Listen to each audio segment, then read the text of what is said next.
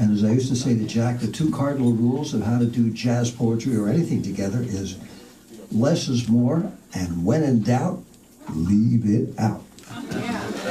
Someone that we never would want to leave out, Mr. John Ventimiglia.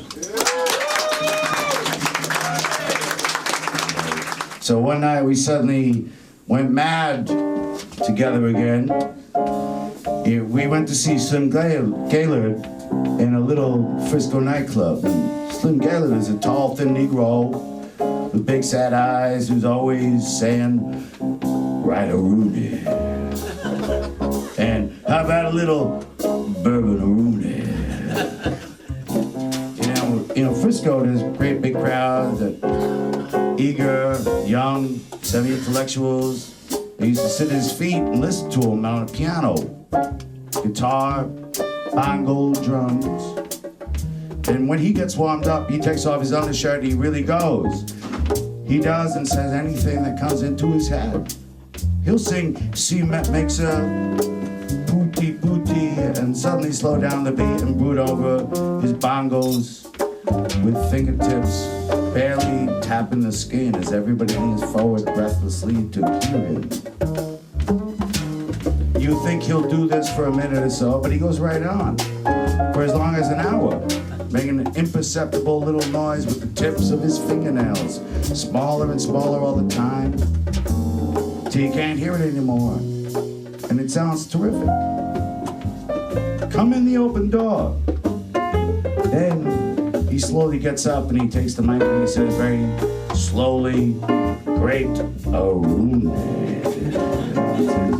fine about it. Hello, Arune, bourbon Arune, all Arune, how the boys in the front row making out with their girls Arune, all Arune, how all the boys doing in the front row. Avanti, Arune, Avanti." And he keeps this up for 15 minutes or so. His voice gets softer and softer till you can't hear. His great sad eyes scan the audience. Dean stands in the back. He's yelling, "God, yes! Yes!" He's clapping his hands in prayer and sweating. Sal, Slim knows time. He knows time. Slim sits down at the piano and he hits 2 notes, 2 C's. Then 2 more. Then 1, then 2. And suddenly the big burly bass player wakes up from a nervous reverie and realizes Slim is playing C-Jam Blues. And he slugs it in his big forefinger and on the string, and the big booming beat begins and everybody starts rocking. Everybody goes mad. And he grabs bongos and he plays tremendous rapid C Cuban beats and yells crazy things in Spanish and Arabic, in Peruvian dialect, in Egyptian, in every language he knows. And he knows innumerable languages. Finally, the set is over. Each set takes 2 hours. Slim Gaillard goes and stands against a post, looking sadly over everybody's head as people come to talk to him. A bourbon is slipped into his hand. Bourbon of Rooney. Thank you, August. Nobody knows where Slim Gaillard is. Dean once had a dream that he was having a baby. His belly was all bloated up and blue as he lay in the grass of a California hospital under a tree with a group of colored men. Sat Slim Gaillard. Dean turned despairing eyes of a mother to him. Slim said, "There you go, Arune." Now Dean approached him. He approached his God. He thought Slim was God. He shuffled and bowed in front of him and asked him to join us. Right, Arune.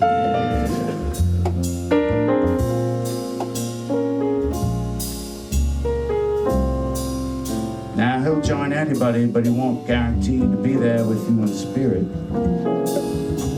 Dean got a table, bought drinks, and sat stiffly in front of Slim.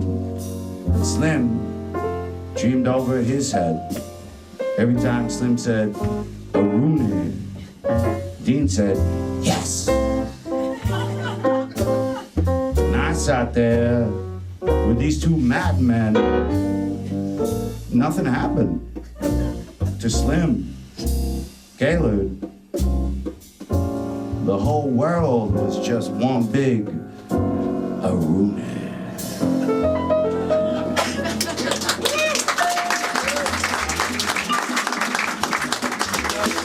The last time I saw him was under sad and strange circumstances. Remy Boncoeur had arrived in New York after having gone around the world several times in ships, and I wanted him to meet and to know Dean. And they did meet. But Dean couldn't talk anymore and said nothing. And Remy turned away. Remy, he had gotten tickets for the Duke Ellington concert at the Metropolitan Opera and insisted that Laura and I come with him and his girl. Remy was fat and sad now, but still the eager and formal gentleman. And he wanted to do things the right way, as he emphasized. So he got his bookie to drive us to the concert in a Cadillac. And it was a cold winter night. The Cadillac was parked and ready to go, and Dean stood outside the windows with his bag, ready to go to Penn Station and on across the land. "Goodbye, Dean," I said. I sure wish I didn't have to go to the concert, I said. Do you think I could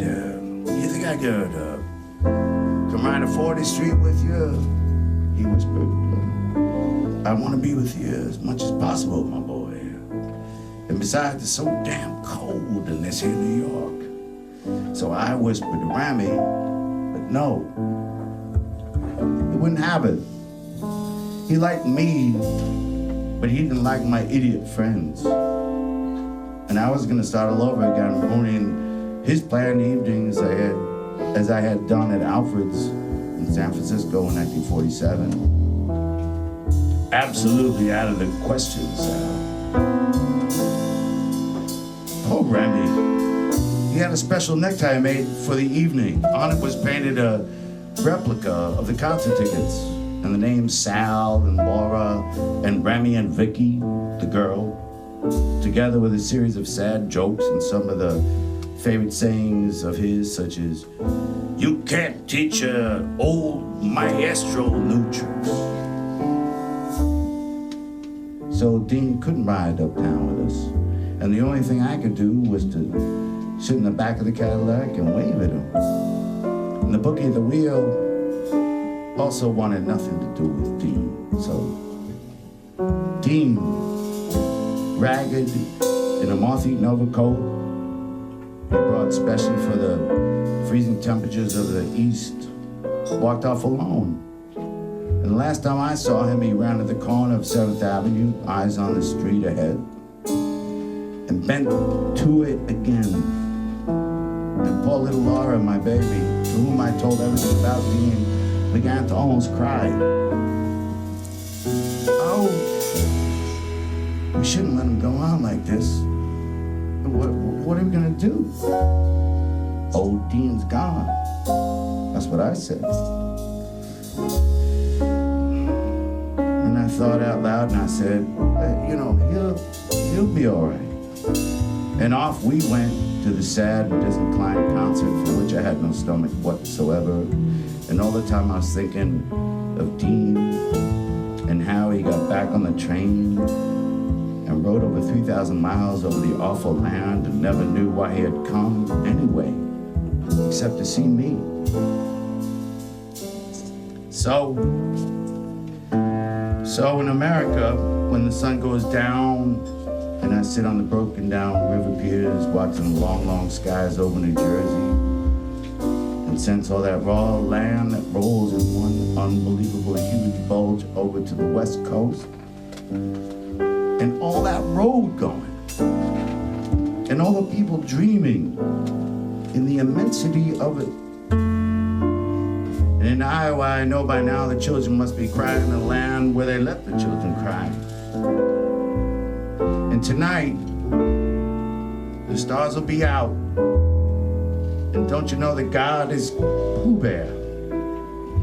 The evening star must be dropping and shedding her sparkler dims on the prairie, which is just before the coming of complete night that blesses the earth, darkens all rivers, cups the peaks and folds the final shore in, and nobody knows what's gonna happen to anybody besides the forlorn rags of growing old. I think of Dean Moriarty. I even think of old Dean Moriarty, the father we never found. I think of Dean Moriarty. I think of Dean Moriarty.